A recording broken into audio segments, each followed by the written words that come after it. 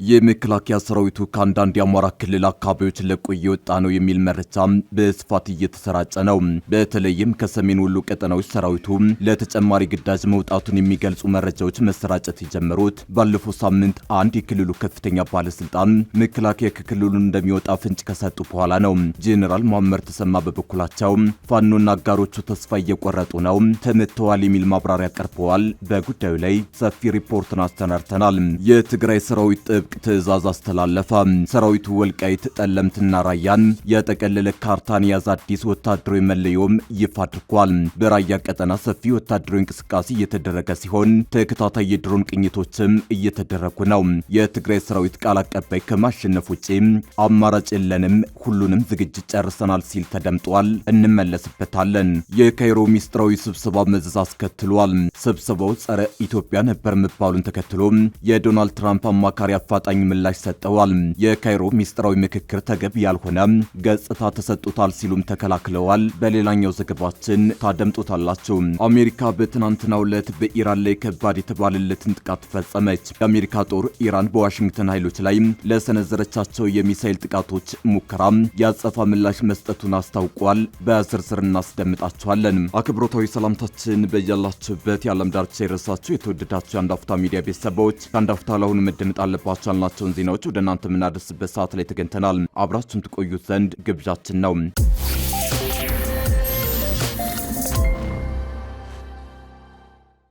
የመከላከያ ሰራዊቱ ከአንዳንድ የአማራ ክልል አካባቢዎች ለቆ እየወጣ ነው የሚል መረጃ በስፋት እየተሰራጨ ነው።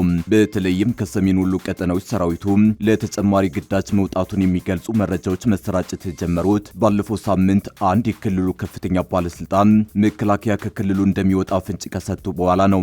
ጄኔራል መሐመድ ተሰማ በበኩላቸው ፋኖና አጋሮቹ ተስፋ እየቆረጡ ነው፣ ተመተዋል የሚል ማብራሪያ ቀርበዋል። በአማራ ክልል የሚሰማው የነፍጥ ድምፅ የህዝቡ የቁስል ምልክት ሆኗል።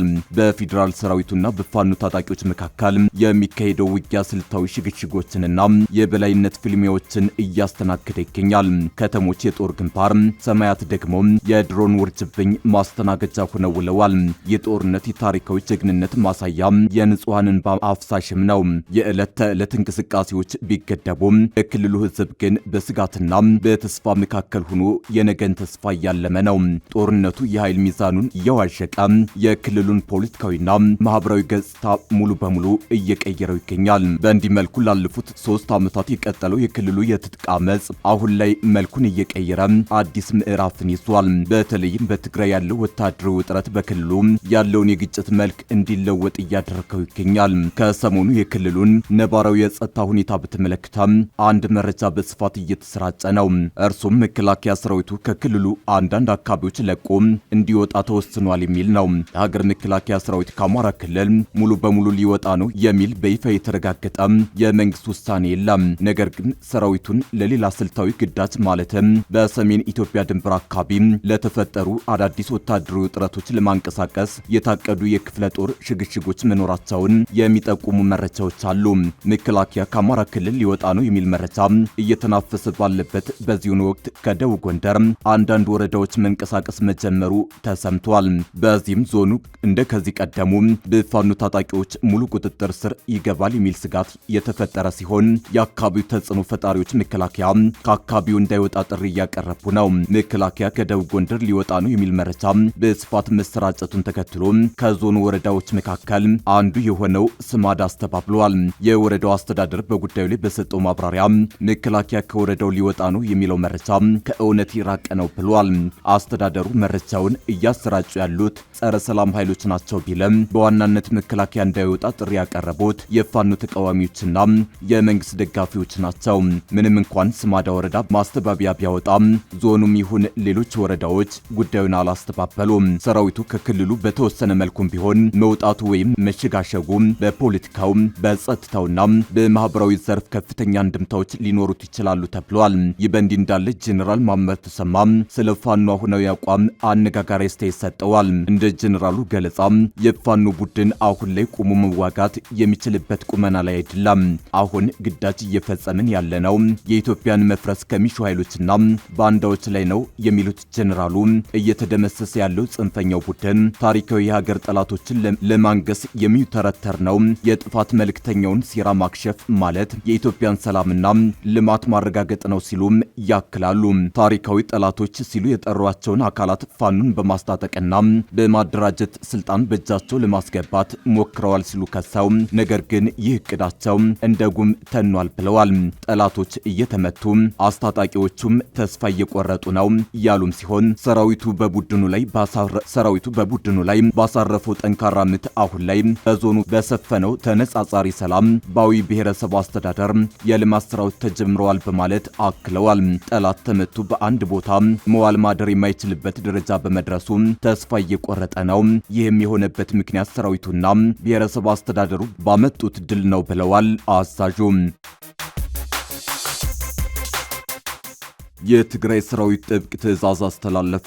ሰራዊቱ ወልቃይት፣ ጠለምትና ራያን የጠቀለለ ካርታን የያዘ አዲስ ወታደራዊ መለዮም ይፋ አድርጓል። በራያ ቀጠና ሰፊ ወታደራዊ እንቅስቃሴ እየተደረገ ሲሆን ተከታታይ የድሮን ቅኝቶችም እየተደረጉ ነው። የትግራይ ሰራዊት ቃል አቀባይ ከማሸነፍ ውጪ አማራጭ የለንም፣ ሁሉንም ዝግጅት ጨርሰናል ሲል ተደምጧል። የዛሬዋ ትግራይ በፖለቲካ ማዕበልና በወታደራዊ ትኩሳት መካከል የተወጠረች ምድር ሆናለች። የፕሪቶሪያው የሰላም ስምምነት አደጋ ላይ መውደቁን ተከትሎ ህወሓት የክልሉን ምክር ቤት መልሶ በማደራጀት ስልጣኑን ሙሉ በሙሉ መቆጣጠሩ በፌዴራል መንግስቱና በክልሉ መካከል ያለውን የፖለቲካ ፍጥጫ ወደ ለየለት ፉክክር አሸጋግሮታል። ይህ ስልጣንን የማጠናከር ግፊት በውስጣዊ የአመራር ክፍፍልና በጊዜው አስተዳደሩ መዋቅር ላይ ከባድ ስንጥቃትን ፈጥሯል። በወታደራዊ ረገድም ግንባሮች ዳግም ትኩሳትን ፈጥረዋል። በድንበር አካባቢ ከፍተኛ ቁጥር ያለው የፌዴራል ሰራዊትና የትግራይ ታጣቂዎች ትይዩ ግንባር ፈጥረው እርስ በርስ እየተጠቃቀሱ ይገኛሉ። በክልሉ ውስጥ እየተካሄደ ያለው ሰፊ ግዳጅ ውትድርና ምልመላና የኃይል ማሰባሰብ ዘመቻ በህዝቡ ዘንድ አዲስ የጦርነት ስጋትንና የስነ ልቦና ጫናን አንግሷል። ይህ ስልታዊ የወታደራዊ ሽግሽግ የኃይል ሚዛኑን የጠበቀ ቢመስልም በአንጻሩ ንጹሐንን ለከፋ ሰብአዊ ቀውስና ስደት ዳርጓል። በዚህ መልኩ በከባድ የፖለቲካዊ ማዕበል እየተናጠች የምትገኘው ትግራይ አዳዲስ ሁነቶችን እያስተናገደች ነው። በዛሬው ዕለት የትግራይ ሰራዊት አዳዲስ ውሳኔዎችንና ትዕዛዞችን ያስተላለፈበት ጥብቅ ስብሰባ አከናውኗል። በስብሰባው ብልጽግናን ለማስወገድ ሰራዊቱ ሙሉ ዝግጅት ማጠናቀቁንና ሰራዊቱ በሚንቀሳቀስበት ቀጠና ሁሉ አዲሱን የቲዲኤፍ መለዮ ለብሶ እንዲንቀሳቀስ ውሳኔ ያዟል። አዲሱ የሰራዊቱ መለዮ ወልቃይትን፣ ጠለምትንና ራያን ወደ ትግራይ የጠቀለለ ካርታ ያለበት እንደሆነ ተዘግቧል። በስብሰባው የተገኙት የቲዲኤፍ ቃል አቀባይ ገብረ ጻዲቅ ዝግጅቱ ተጠናቋል ብለዋል። የትግራይ ህዝብን ህልውና ለማረጋገጥ ያለን ብቸኛ አማራጭ በጀግንነት ተከላክሎ ማሸነፍ ነው ያሉት ገብረ የትግራይን ህልውና ለማስጠበቅ ያለን ብቸኛ አማራጭ ብልጽግናን ማስወገድ ነው ብለዋል። የትግራይ ህዝብና የትግራይ ሰራዊት የብልጽግና ስርዓት ተግባራትን በጋራ ክንድ ለመመከት በተሻለ አቋምና ብቃት ላይ ስለሚገኝ በጠላት ፕሮፓጋንዳ አይንበረከክም ሲልም አክሏል። የትግራይ ሰማይ አሁንም በዲፕሎማሲያዊ ተስፋና በጦርነት ጥላ መካከል እያንሻበበ ነው። የክልሉ የነገ እጣ ፈንታዋ በሰላማዊ ውይይት መቃናትና በዳግም ግጭት አዙሪት ውስጥ መውደቅ መካከል ባለ የገመድ ላይ ጉዞ ላይ ትገኛለች። የፕሬዝዳንት ትራምፕ አማካሪ ካይሮ ውስጥ ያደረጉት ውይይት ጸረ ኢትዮጵያ ይዘት የለውም አሉ። የፕሬዝዳንት ዶናልድ ትራምፕ ከፍተኛ አማካሪ ከአንድ ሳምንት በፊት ካይሮ ውስጥ ከግብጽ፣ ከኤርትራና ከሶማሊያ የውጭ ጉዳይ ሚኒስትሮች ጋር ያደረጉት ውይይት ጸረ ኢትዮጵያ ይዘት እንደሌለው አመላከቱ። የአሜሪካው ፕሬዝዳንት የአረብና የአፍሪካ ጉዳዮች ከፍተኛ አማካሪው ማሳድ ቡሎስ ውይይቱ ከተካሄደ ከሳምንት በኋላ በኤክስ ገጻቸው ላይ ባሰፈሩ ጽሑፍ ከሀገራቱ የውጭ ጉዳይ ሚኒስትሮች ጋር ያደረጉት ንግግር ተገቢ ያልሆነ ገጽታ ተሰጥቶት ተዘግቧል ብለዋል። ከኤርትራ የውጭ ጉዳይ ሚኒስትር ኦስማን ሳለ፣ ከግብጽ የውጭ ጉዳይ ሚኒስትር ባድር አብድላቲ እንዲሁም ከሶማሊያ የውጭ ጉዳይ ሚኒስትር አብዲ ሳላም አብዲ አሊ ጋር ካይሮ ውስጥ በተናጠል የተገናኙት ከፍተኛ አማካሪው ስለ አፍሪካ ቀንድ ሰላም፣ ደህንነትና መረጋጋት መነጋገራቸውን በወቅቱ ገልጸው ነበር። በዚያው ወቅት የግብጽና የኤርትራ የውጭ ጉዳይ ሚኒስትሮች ካይሮ ላይ ከተገናኙ በኋላ የቀይ ባህር ደህንነትና አስተዳደር የሚመለከተው የጠረፉ ሀገራት ብቻ እንደሆነ በመግለጽ ኢትዮጵያ ካነሳቸው የባህር በር የማግኘት ጥያቄ አንጻር አቋማቸውን አሳውቀው ነበር። ከኢትዮጵያ ጋር በታላቁ ህዳሴ ግድብ ምክንያት የምትወዛገበው ግብጽ የኢትዮጵያ የወደብ ጥያቄ ስጋት የፈጠረባት ኤርትራና ኢትዮጵያ ከሶማሌላንድ ጋር የመግባቢያ ስምምነት ከደረሰች በኋላ ውዝግብ ውስጥ ገብታ የነበረችው ሶማሊያ ከ2 ዓመት በፊት የጋራ ትብብር ፈጥረው እንደነበር ይታወሳል። የሶስቱ ሀገራት የውጭ ጉዳይ ሚኒስትሮች ካይሮ ላይ መገናኘታቸውን ተከትሎ የአሜሪካው ከፍተኛ ዲፕሎማት ማሳድ ቡሎስ ከሚኒስትሮቹ ጋር መገናኘታቸውን በመጥቀስ ውይይቱ ከኢትዮጵያ በተቃራኒ የተደረገ መሆኑን የሚያመላክቱ ዘገባዎች ተሰምተዋል። ነገር ግን የፕሬዝዳንት ትራምፕ ከፍተኛ አማካሪ በኤክስ ገጻቸው ላይ ዛሬ ባሰፈሩት መልእክት ዘገባዎቹን ሐሰተኛና አሳሳች በማለት የአሜሪካን ዲፕሎማሲ ተገቢ ባልሆነ ሁኔታ አቅርበዋል ብለዋል። ዘገባዎቹ አሜሪካ በአፍሪካ ቀንድ ጸረ ኢትዮጵያ ትብብርን ለመደገፍ ሙከራ እንደምታደርግ ተደርጎ መቅረባቸው የተዛባ መሆኑን በመግለጽ ይህም ትክክል ያልሆነና አላስፈላጊ ማጋጋል ነው በማለት ወቅሰዋል። የአሜሪካ መንግስት የአፍሪካና የአረብ ጉዳዮች ከፍተኛ አማካሪው ጨምረው አገራቸው ከኢትዮጵያና በአፍሪካ ቀንድ እንዲሁም በቀይ ባህር ቀጠና ከሚገኙ ሁሉም ሀገራት ጋር በጋራ ጉዳዮች ላይ እንደምትሰራ ገልጸዋል። በዚህም ከአንድ የቀጠናው አጋር ጋር የሚደረግ ግንኙነት ከሌላው አጋር ጋር መቃረን ማለት እንዳልሆነ የጠቀሱት ማሳድ ቡሎስ የአሜሪካ ዲፕሎማሲ ተቀናቃኝ ቡድኖችን መፍጠር ወይም ልዩነቶችን ማስፋት ሳይሆን ግጭቶችን በማስወገድ ዘላቂ ሰላምና መረጋጋት ለመፍጠር በገንቢ ሁኔታ መስራት ነው ብለዋል። የአሜሪካው ከፍተኛ ዲፕሎማት ማሳድ ቡሎስ ከግብጽ፣ ኤርትራና ሶማሊያ የውጭ ጉዳይ ሚኒስትሮች ጋር ከተገናኙ በኋላ ሐምሌ 12 ቀን 2018 ዓ.ም በኤክስ ገጻቸው ባሰፈሩት መልእክት ከባለስልጣናቱ ጋር ያደረጉትን ውይይት ፍሬያማ ብለዋል። ከሶማሊያ የውጭ ጉዳይ ሚኒስትር ጋር ስለ ቀጠናው ደህንነት መወያየታቸውን ጠቅሰው ስለ ሁለትዮሽ ትብብር እንዲሁም በቀጠናው መረጋጋትን ለማስፈን በጋራ ስለመስራት መነጋገራቸውን ገልጸዋል። የሶማሊያ ውስጣዊ የፖለቲካ ውይይት ከአጀንዳዎቻቸው መካከል መሆኑንም አመላክተዋል። ከኤርትራ የውጭ ጉዳይ ሚኒስትር ጋር ባደረጉት ውይይት በአብዛኛው ፈታኝ ስለሆነው የቀጠናው ሁኔታ ማንሳታቸውን ተናግረው ነበር። የአሜሪካ ጦር ኢራን በዋሽንግተን ኃይሎች ላይ ለሰነዘረቻቸው የሚሳኤል ጥቃት ሙከራዎች አጸፋ ምላሽ ለመስጠት ሲል ረቡዕ ምሽት ኢራን ላይ ከፍተኛ ድብደባ መፈጸሙን አስታወቀ። በዚህ ጥቃት በርካታ የኢራን እስላማዊ አብዮታዊ ዘብ ኢላማዎች መመታታቸውን የአሜሪካ ማዕከላዊ እዝ ሴንቲኮም ገልጿል።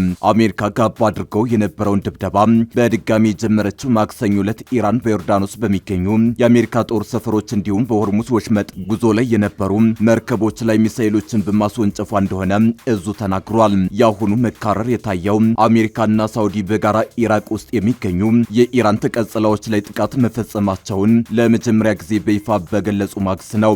ይህ ወታደራዊ እርምጃ የጦርነቱን አድማስ አስፍቶታል። አሜሪካ ማዕከላዊ እዝ ለአንድ ሰዓት ገደማ የቆየውን የረቡዕ ምሽት ጥቃት ኢራን ትናንት በመካከለኛው ምስራቅ በሚገኙ የአሜሪካ ኃይሎች ላይ ለሰነዘረችው የጥቃት ሙከራ የተሰጠ ኃይለኛ ምላሽ ሲል ገልጾታል። በኢራን የተወነጨፉ ሚሳኤሎች በሙሉ እንዲከሽፉ መደረጋቸውንም አክሏል። በአሜሪካ ጥቃት የኢራን ወታደራዊ የእዝ ማዕከላት፣ የሚሳኤልና የድሮን ተቋማት፣ የባህር ዳርቻ ቁጥጥርና መከላከያ ስፍራዎችና የባህር ኃይል አቅሞች ኢላማ መደረጋቸውን ተገልጿል። ይህ ጥቃት ከመፈጸሙ አስቀድሞ ፕሬዝዳንት ዶናልድ ትራምፕ ለኢራን ሙከራ ምላሽ እንደሚሰጥ ዝተው ነበር። የኢራን እስላማዊ አብዮታዊ ዘብ በበኩሉ ዮርዳኖስ ውስጥ የሚገኘው የአሜሪካ አየር ኃይል ጦር ሰፈርና የእዝ ማዕከላትን ኢላማ ያደረገው ህፃናት ገዳይ በሆነችው አሜሪካ ለተፈጸሙት የጥቃት ድርጊቶች ምላሽ ለመስጠት እንደሆነ ገልጿል። አሜሪካና እስራኤል ባለፈው የካቲት ወር ኢራን ላይ ወታደራዊ ጥቃት በከፈቱበት ወቅት ፕሬዝዳንት ትራምፕ ጦርነቱ የሚቆየው ለጥቂት ሳምንታት ብቻ እንደሆነ ተናግረው ነበር። ይሁን እንጂ ግጭቱ ሊያበቃ እንደሆነ የሚጠቁም ምልክት ሳይታይበት 5ኛ ወሩን ደፍኗል። የአሜሪካው የዜና ምንጭ አክሲዮስ ስማቸው አልተጠቀሰም አንድ የዋሽንግተን ባለስልጣንን ዋቢ አድርጎ ባወጣው ዘገባ ትራምፕ ከሳውዲ አረቢያ የመከላከያ ሚኒስትር ልዑል ካሊድ ቢን ሰልማን ጋር መገናኘታቸውን አስነብቧል። የሳውዲው መከላከያ ሚኒስትር ሀገራቸው ውጥረቱ እንዲረግብ እንደምትፈልግ ማሳወቃቸውን ዘገባው ጠቅሷል። ቢቢሲ በጉዳዩ ላይ የዋይት ሀውስን አስተያየት ለማካተት ጥያቄ አቅርቧል። አሜሪካ ለ13 ተከታታይ ቀናት ጥቃት ስትፈጽምበት ኢራንም አጸፋውን ስትመልስበት የቆየው ግጭት ለቀናት አንጻራዊ መረጋጋት ከታየበት በኋላ በድጋሚ ተቀጣጥሏል። አንዳች አይነት ዲፕሎማሲያዊ መፍትሄ ይመጣል የሚል ተስፋ በታየባቸው ያለፉት ቀናት ሁለቱም ወገኖች ጥቃት መፈጸም አቁመው ነበር። ፕሬዝዳንት ትራምፕ እጅግ ወዳጅነት የተሞላባቸው ድርድሮች እየተካሄዱ መሆኑን ተናግረው ነበር። ኢራን ግን ንግግር ተጀምሯል መባሉን አስተባብላለች።